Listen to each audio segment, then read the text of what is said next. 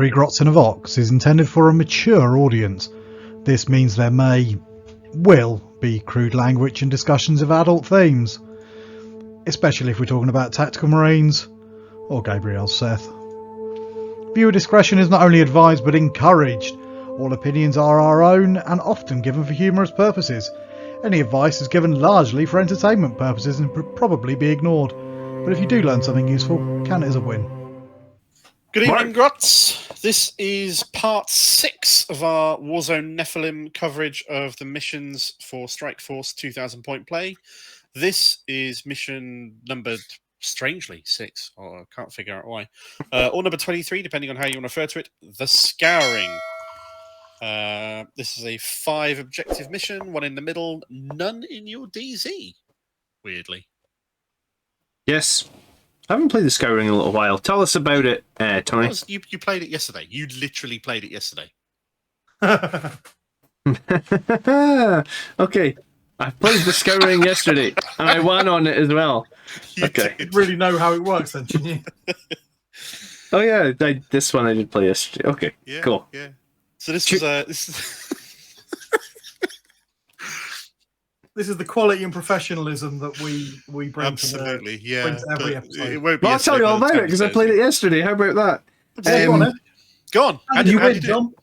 You can scan objectives. It can basically be one unit from your army can scan an objective if it is within range.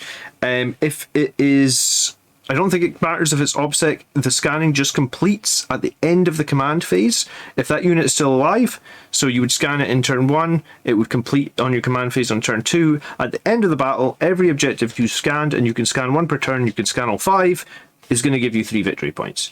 It's going to be your standard, both players get 1 CP in your command phase and the opponent's command phase, and then it's a hold 1, hold 2, hold more. 5 objective map. So you might get away with scanning 2 objectives. Scanning 3 is going to be tricky. Scanning more than 3 is going to be really tricky, I'd have thought. I think you want to scan the 2 that are near your deployment zone as early in the game as you possibly can. So turn 1, scan 1, turn 2, scan 1, and that's just going to give you 6 from the primary plus that we call it, and then that's you done scanning probably. Unless you've got first turn, you can go threatening the... It's the completing in the next command phase. It's the real bugger of it, isn't it? Yeah, because they've got to stay alive. And I did try and scan one with the whirlwind yesterday, and Abaddon smited it. So yeah, fair enough. There's nothing to stop you gaining the CP, so you're going to gain them every turn regardless, which is fine. Scanning, then you're realistically going to count on getting 6, maybe 3, maybe 6. I think you probably get 3. Assume if you 3's probably a gimme. your opponent, doesn't it, as well? If they've deployed a bit weaker on one side than the other side, you might be able to push their objective on that side as well. You get more than 6 is going to be really tricky on that one. It puts a lot of pressure on hold 1, hold 2, hold more. It's a central objective map, so you probably want to consider central objective-based secondaries like the ever-happy Oaths of Moment. Always a good one for this one.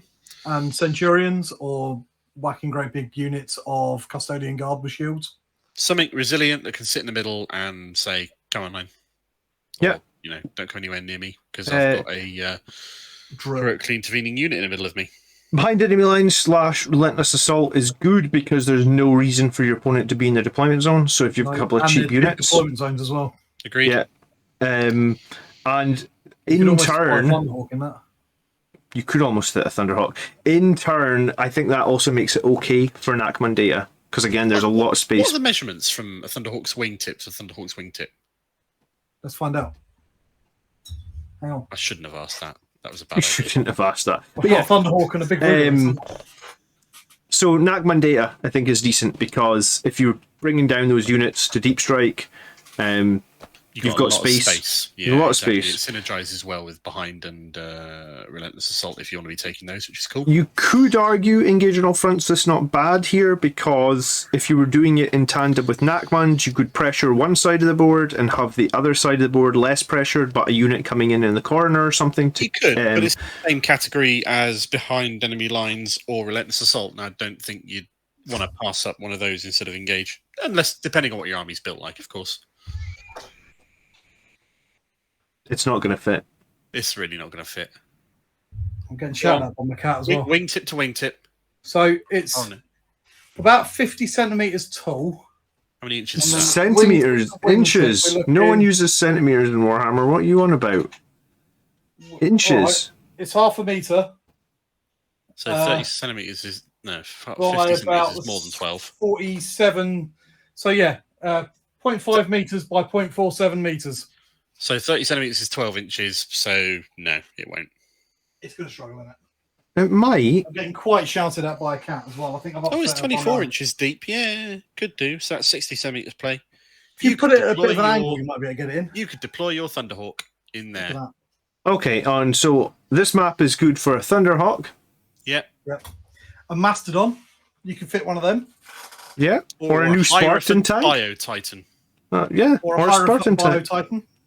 Might be one of the only things it could fit on the boarding, maybe. In all seriousness, I guess these two middle objectives, 9 inches apart. If you take off the extra 3 inches both times, then they're just 12 inches apart essentially.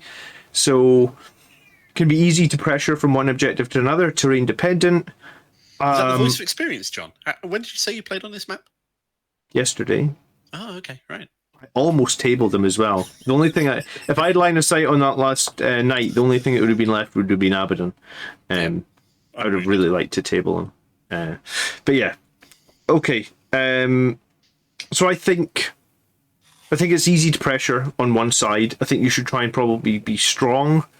Come out of your deployment zone, grab your 2, and then think about how you're pressuring the middle and do your scoring.